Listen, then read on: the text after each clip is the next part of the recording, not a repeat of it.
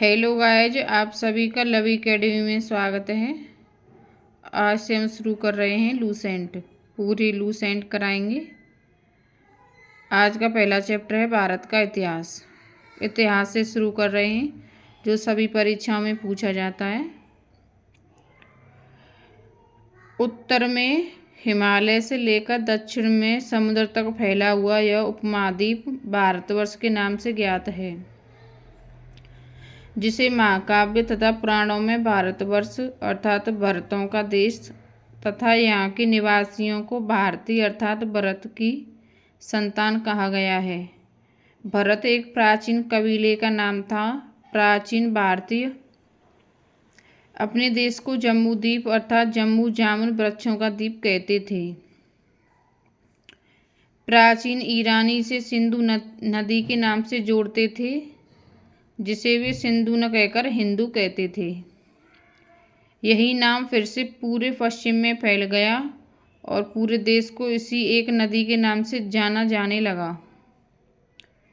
यूनानी इसे इंदे और अरब इसे हिंद कहते थे।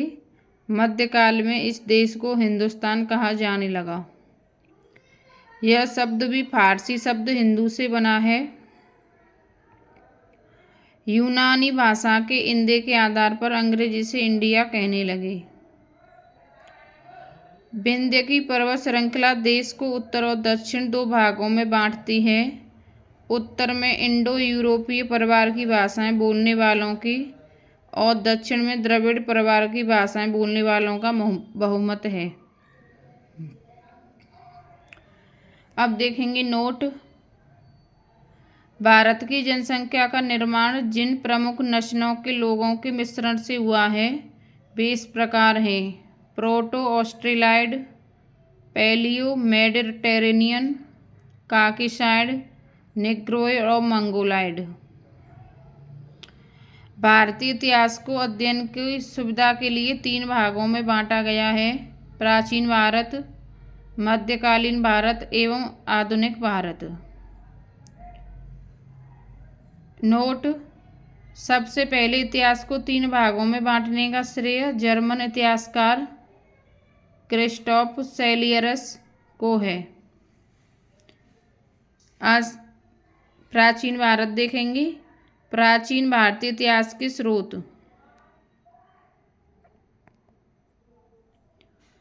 प्राचीन भारतीय इतिहास के विषय में जानकारी मुख्यतः 4 स्रोतों से प्राप्त होती है: धर्म ग्रंथ, ऐतिहासिक ग्रंथ, विदेशियों का विवरण व पुरातत्व संबंधी साक्ष्य। धर्म ग्रंथ एवं ऐतिहासिक ग्रंथ से मिलने वाली महत्वपूर्ण जानकारी। भारत का सर्वप्राचीन धर्म ग्रंथ वेद है, जिसके संकलनकर्ता महर्षि कृष्ण द्वैपायन वेदव्यास को माना जाता है। वेद वसुदेव कुटुंबकम का उपदेश देता है। भारतीय परंपरा वेदों को नित्य तथा अपौरुषीय मानती है। वेद 4 हैं: ऋग्वेद, यजुर्वेद, सामवेद एवं अथर्ववेद। इन 4 वेदों को संहिता कहा जाता है। अब देखेंगे ऋग्वेद। ऋचाओं के क्रमबद्ध ज्ञान के संग्रह को ऋग्वेद कहा जाता है। इसमें 10 मंडल, 1028 सूक्त, वाल खिल्य पाठ के 11 सूक्तों सहित एवं 10,462 ऋचाएँ हैं। इस वेद की ऋचाओं के पढ़ने वाले ऋषि को होत्र कहते हैं। इस वेद से आर्य की राजनीति प्रणाली, इतिहास एवं ईश्वर की महिमा के बारे में जानकारी मिलती है। विश्वामित्र द्वारा रचित ऋग्वेद के 3 मंडल में सूर्य देवता सावित्री को समर्पित प्रसिद्ध गायत्री मंत्र है।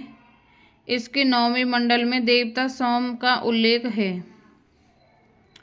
इसके 8वें मंडल की हस्तलिखित ऋचाओं को खिल कहा जाता है। ऋग्वेद का सबसे बड़ा 10वां मंडल है। इसमें नदी स्तुति सूक्त, नदियों की प्रशंसा, पुरुष सूक्त, वैदिक समाजशास्त्र, नासदीय सूक्त, ब्रह्मांड के सृजन से संबंधित विभिन्न अनुमान, सूर्य सूक्त, विवाह श्लोक आदि सम्मिलित हैं।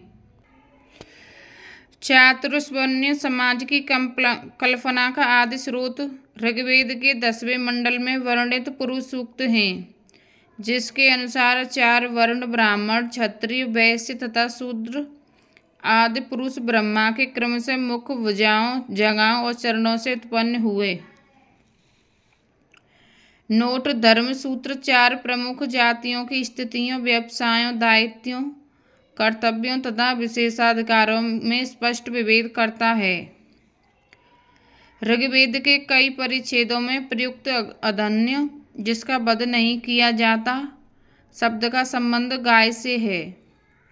ऋग्वेद में ब्रह्म का उल्लेख तो है, किंतु आत्मा का नहीं। ईसा पूर्व एवं ईसवी: वर्तमान में प्रचलित ग्रेगोरियन कैलेंडर, ईसाई कैलेंडर, जूलियन कैलेंडर ईसाई धर्मगुरु ईसा मसीह के जन्म वर्ष कल्पित पर आधारित है। ईसा मसीह के जन्म के पहले के समय को ईसा पूर्व कहा जाता है। ईसा पूर्व में वर्षों की गिनती उल्टी दिशा में होती है, जैसे महात्मा बुद्ध का जन्म 563 ईसा पूर्व में एवं मृत्यु 483 ईसा पूर्व में हुआ। यानी ईसा मसीह के जन्म में 563 वर्ष पूर्व महात्मा बुद्ध का जन्म, 483 वर्ष पूर्व मृत्यु हुई। ईसा मसीह की जन्म तिथि से आरंभ हुआ सन ईसवी सन कहलाता है। इसके लिए संक्षेप में ई लिखा जाता है। ई को लैटिन भाषा के शब्द एडी में लिखा जाता है।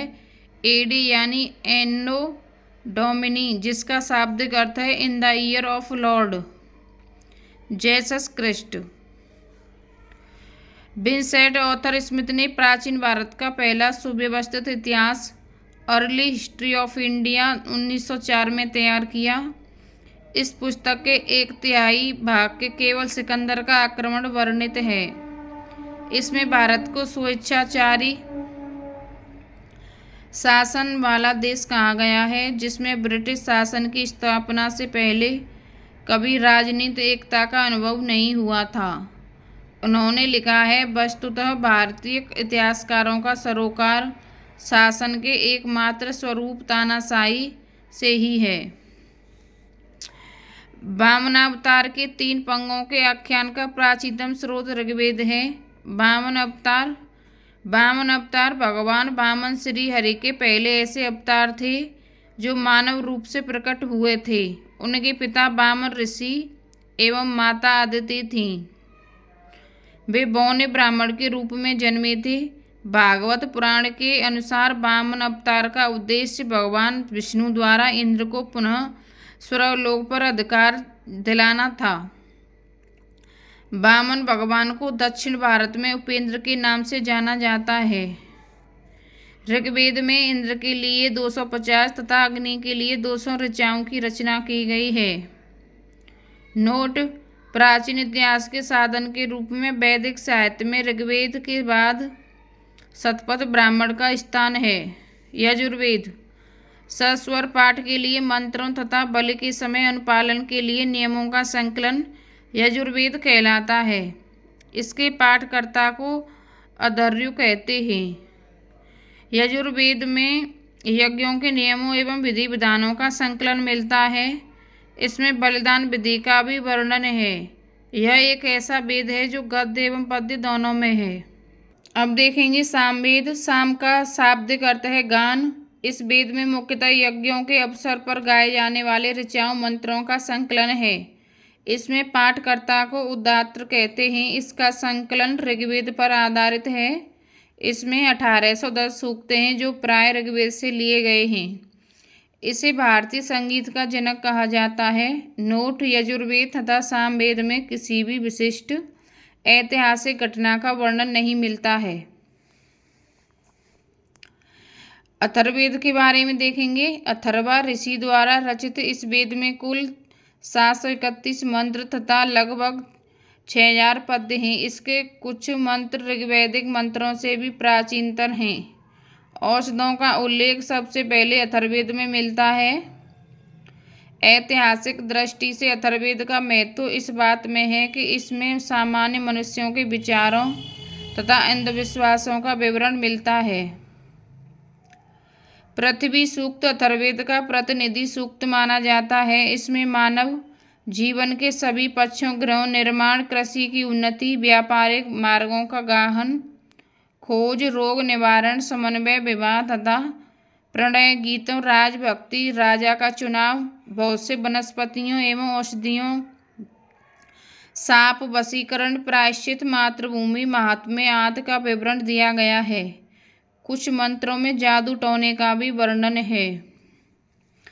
अथर्ववेद में परीक्षित को कुरुओं का राजा कहा गया है तथा कुरु देश की समृद्धि का अच्छा चित्रण मिलता है।